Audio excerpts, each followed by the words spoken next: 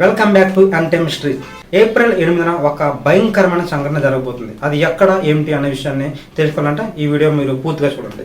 ప్రత్యేకంగా 2020 October 22న September 26న నేను ఒక 2 వీడియోలు చేశాను. అది 2028 గ్రంథం గురించి.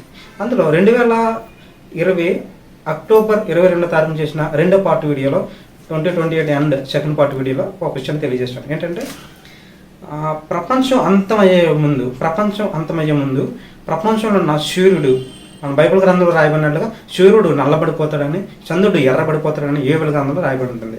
యెహోవా యొక్క భయంకరమైన ఆ మహాదినము రాకమునుపు సూర్యుడు తేజోహీనుడగును, చంద్రుడు రక్తవర్ణమగును ఉంటుంది. అంటే దీనికి అర్థం ఏంటంటే సూర్యుడు తనకున్న కాంతిని కోల్పోతాడు, అంతేకాకుండా చంద్రుడు ఎర్రగా మారిపోతాడు. దీనికి గల కారణం ఏంటంటే మనము చాలామంది చిన్నపిల్లలు స్కూల్లో చదువుకున్నప్పుడు మనకి సూర్యగ్రహణం చంద్రగ్రహణం గురించి కొన్ని విషయాలు మనం గమనిస్తూ ఉంటాం.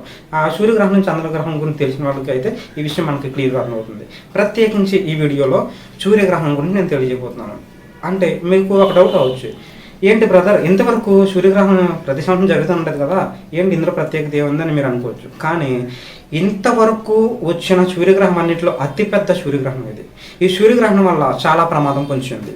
అదేంటంటే యేసుక్రీస్తు ప్రభు తన శిలువలో మరణించినప్పుడు ఒక భయంకరమైన భూకంపం వచ్చింది. ఆ భూకంపం రావడం గల కారణం ఏంటంటే సూర్యుడు తన కాంతిని ఇయ్యకుండా సూర్యుడు నల్లబడిపోయాడు. ఆ సమయంలో నల్లబడిపోయినప్పుడు ఆ విధంగా ఆ ప్రాంతంలో సూర్యగ్రహణం ఏర్పడినప్పుడు ఆ సమయంలో యేసుక్రీస్తు ప్రభు శిలువలో మరణించినప్పుడు ఒక భయంకరమైన భూకంపం కలిగింది. ఇలాంటి భయంకరమైన భూకంపాలు, కొన్ని విపత్తులు ఒక ప్రదేశంలో జరగబోతున్నాయి. ఇది ఎప్పుడు అంటే ఏప్రిల్ 8వ తారీఖున ఈ సంవత్సరం 2024 ఏప్రిల్ 8న జరగబోయే మహా విధ్వంసం ఇది. ఈ విధ్వంసంలో భయంకరమైన భూకంపం వస్తుంది. ఈ భూకంపం ద్వారా కొన్ని ప్రదేశాలు నష్టపోతూ ఉంటారు. మరి ముఖ్యంగా ఆరోగ్యపరంగా కూడా కొన్ని పరిస్థితులు ఎదుర్కోవాల్సి వస్తుంది.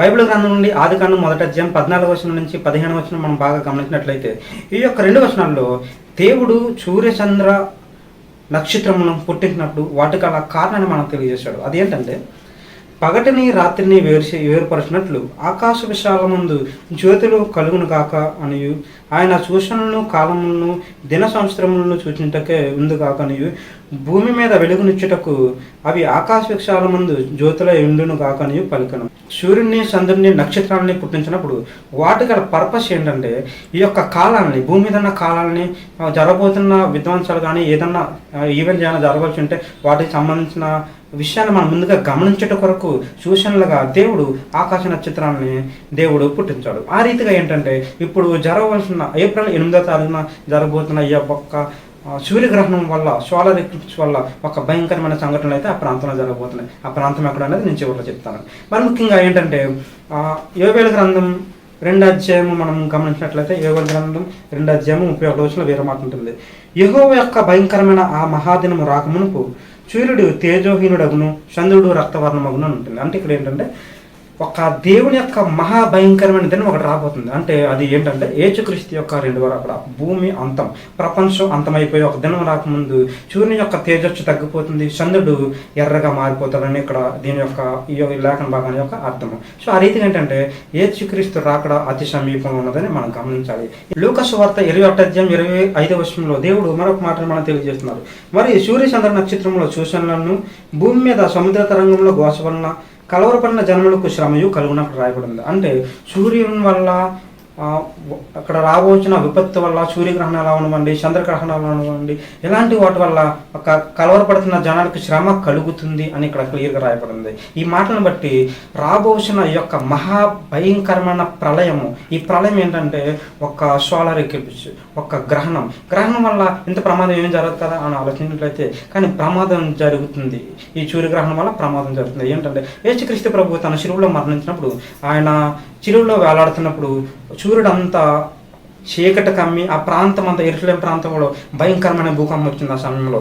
అలాంటి భయంకరమైన సంఘటన ఇప్పుడు జరగబోతుంది ఏప్రిల్ 8వ తారీఖున ఒక ప్రాంతంలో. సో వాటిని బట్టి మనం బాగా గమనించినట్లయితే దేవుని యొక్క రాకడ అతి సమీపంగా ఉన్నదని మనం గమనించాలి. ఎందుకంటే లూకా సువార్త 21వ అధ్యాయం 25వ వచనంలో ఇవన్నీ జరగవలసినాయని, వాటిని బట్టి శ్రమ కలుగుతుందని ఇక్కడ క్లియర్గా రాయబడింది. అంతేకాకుండా ఇది సుమారుగా మనకి ఏ ప్రాంతంలో జరుగుతుంది అనే విషయాన్ని మనం గమనించినట్లయితే అమెరికాలో జరుగుతుంది. అమెరికాలో ఏప్రిల్ 8వ తారీఖున ఈ సంఘటన జరగబోతుంది.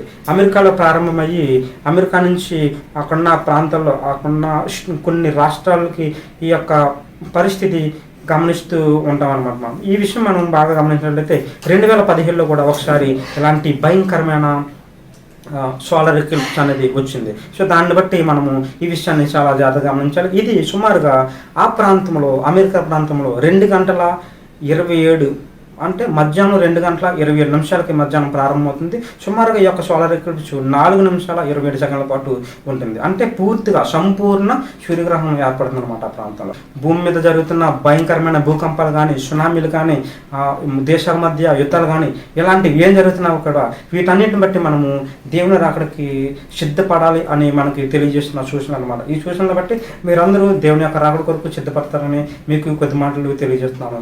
దేవుడు ఆ రీతిగా మనందరినీ దీవించి ఆశీర్వదించిన గాక. ఆమేన్.